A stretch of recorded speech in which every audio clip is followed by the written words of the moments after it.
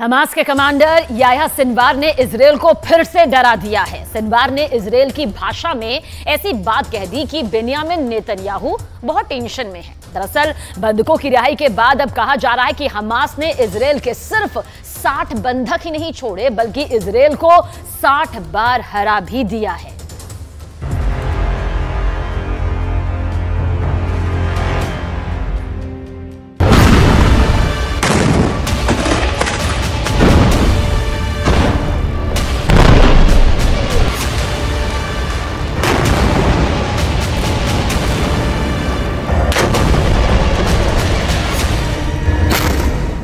Cease fire टूट गया जब युद्ध विराम बढ़ाने पर हमास और इजरायल राजी हुए तो गाजा में तैनात इजरायली सेना के टैंक और तोपों ने बमबारी कर दी। शेख रदवान इलाके में धमाके हुए और दहशत फैल गई कि युद्ध फिर शुरू हो चुका है।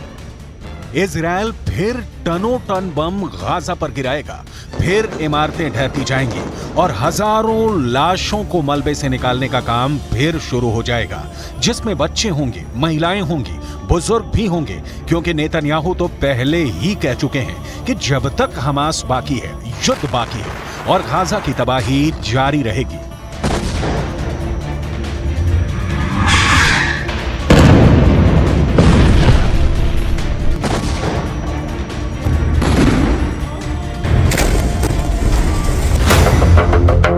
यानी सीज फायर की उम्र ज्यादा नहीं है और अब शेख रदवान में हुए हमलों ने बता दिया कि सीज फायर टूट गया है। युद्ध फिर शुरू होगा और हमास इस बार बिल्कुल नहीं बचेगा। लेकिन हमास को इसका डर नहीं, हमास के कमांडर को इसकी फिक्र नहीं, क्योंकि इजरायल की मीडिया में जो खबरें छाई हैं उसने याह्या सिनवार का खौफ एक बार फिर पूरे इजरायल में फैला दिया है। क्योंकि याह्या सिनवार को लेकर जो खबर आई है वो वाकई बहुत चौंकाने वाली है। ये खबर सुरंग से आई है जहां हमास पूरी तरह एक्टिव है। ये खबर हमास के बंधकों ने बताई है, वो बंधक जिनको हमास ने रिहा किया है। और ये खबर नेतन्याहू के लिए बहुत बड़ा सिरदर्द बन चुकी है। हमास के कब्जे से रिहा हुए एक बंधक ने बताया कि जब गाजा में वो एक सुरंग में कैद करके रखे गए थे तब एक दिन अचानक सुरंग का दरवाजा खुला और उनके सामने एक व्यक्ति था जो याह्या सिनवार बताया जा रहा है। वो व्यक्ति इजरायल में बोली जाने वाली हिब्रू भाषा में बात करने लगा और उसने कहा कि तुम सब यहाँ हमास के कब्जे में महफूज हो, तुम लोगों को डरने की कोई जरूरत नहीं, तुम्हें कोई नुकसान नहीं होने दिया जाएगा। उसकी हिब्रू भाषा बोलने का लहजा बिल्कुल एक इजरायली व्यक्ति की तरह था। शुरू में उन्हें लगा कि इजरायल का कोई शख्स उनसे बात कर रहा है, लेकिन फिर एहसास हुआ कि यह हमास का कमांडर याह्या सिनवार ही है। המכונה הצה"לית עובדת במלוא העוצמה. יחיא סינואר מתחבא בבונקר שלו ונותן למפקדי השדה שלו, הטרוריסטים, למות בשטח. אצלנו המפקדים הולכים בראש הכוח, מובילים קדימה, מביאים להישגים ומנהיגים את הכוחות.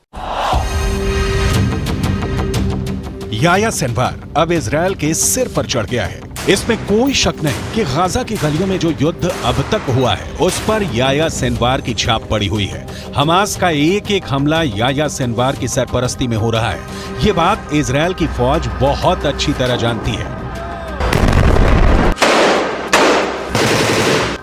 नेतन्याहू ने गाजा पहुंचकर पहले ही बता दिया है कि चाहे सीज फायर रहेगा या फिर नहीं, इसका हमास को खत्म करने के उनके एजेंडे पर कोई फर्क नहीं पड़ेगा। वो पहले ही बता चुके हैं कि इजरायल पर हमला करने वालों को वो चुन चुन कर मारेंगे, हमास को जड़ से खत्म कर देंगे। צהריים הלוחמים הגיבורים שלנו. אנחנו עושים כל מאמץ להחזיר את חטופינו ובסופו של דבר נחזיר את כולם. יש לנו 3 יעדים במלחמה הזאת. לחסל את החמאס, להחזיר את כל חטופינו ולהבטיח שעזה לא תחזור להיות איום למדינת ישראל. ואני פה להגיד לחברים כאן, ללוחמים כאן, שאומרים לי את אותם הדברים, ואני חוזר ואומר את זה לכם אזרחי ישראל. אנחנו ממשיכים עד הסוף, עד הניצחון. שום דבר לא יעצור אותנו.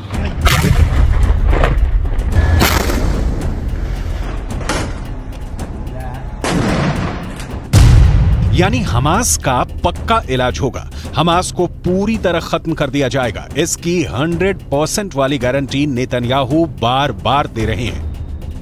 गाजा में सीज फायर करके इजरायल को वक्त मिला, उसकी सेना को वक्त मिला, हमास को भी वक्त मिला। दोनों तरफ अपनी ताकत को फिर से जुटाने का काम हुआ होगा ताकि युद्ध के अगले चरण को और खतरनाक बनाया जाए। लेकिन इन सबके बीच सबसे बड़ा चैलेंज याह्या सिनवार बन चुका है। याह्या सिनवार जब तक जिंदा है, नेतन्याहू जीत का दावा नहीं कर सकते। नेतन्याहू को जब से पता चला है कि याह्या सिनवार सुरंगों में घूम रहा है और बंधकों से मुलाकात करके उनसे सीधे बात कर रहा है, तब से नेतन्याहू की बेचैनी बढ़ गई है। इसका मतलब साफ है कि याह्या सिनवार जिंदा है। याह्या सिनवार युद्ध को कंट्रोल कर रहा है। याह्या सिनवार बता रहा है कि इजरायल का एक एक बंधक उसके रहमो करम पर जिंदा है। यही बात इजरायल को बहुत परेशान कर रही है।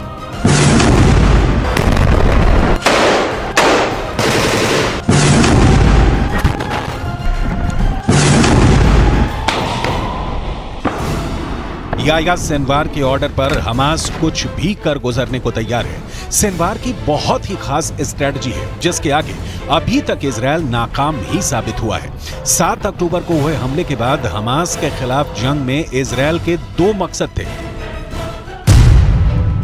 पहला, हमास के पास से करीब 250 बंधकों को आजाद कराना, जिसके लिए इजरायल को सीज फायर करना पड़ा, यानी उसका युद्ध और बमबारी काम नहीं आया, वो फेल हो गया। दूसरा मकसद, इजरायल हमास को जड़ से खत्म करना चाहता है, लेकिन अभी तक इसमें भी इजरायल फेल ही साबित हुआ है। יש היום הסכמה לאומית בכל מדינת ישראל שאנחנו חייבים להילחם ולנצח בגלל מה שקרה, בשביל העתיד שלנו וגם בשביל העתיד של העולם החופשי. חמאס ואייסיס זה אותו דבר, ויחיא סנואר זה אוסמה בן לאדן החדש. इसमें कोई शक नहीं कि याह्या सिनवार ही 7 अक्टूबर को हुए हमास के हमले का मास्टरमाइंड है।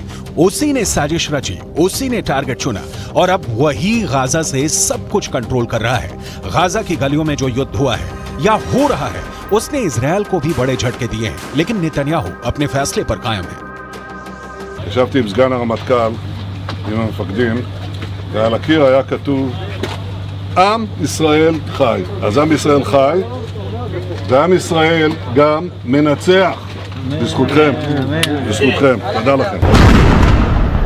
बंधकों को छुड़ाने वाले सीज फायर के बाद वो हमास पर 10 गुना तेज हमला करेगा।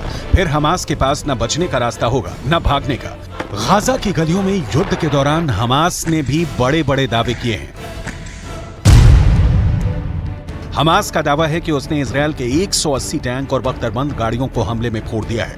गाजा से लगातार ऐसी तस्वीरें आई हैं जिसमें इजरायली टैंक पर घात लगाकर हमले किए गए। इजरायल ने खुद माना है कि अब तक ग्राउंड ऑपरेशन में उसके 70 से ज्यादा सैनिक मारे जा चुके हैं, 250 से ज्यादा सैनिक जख्मी हुए हैं।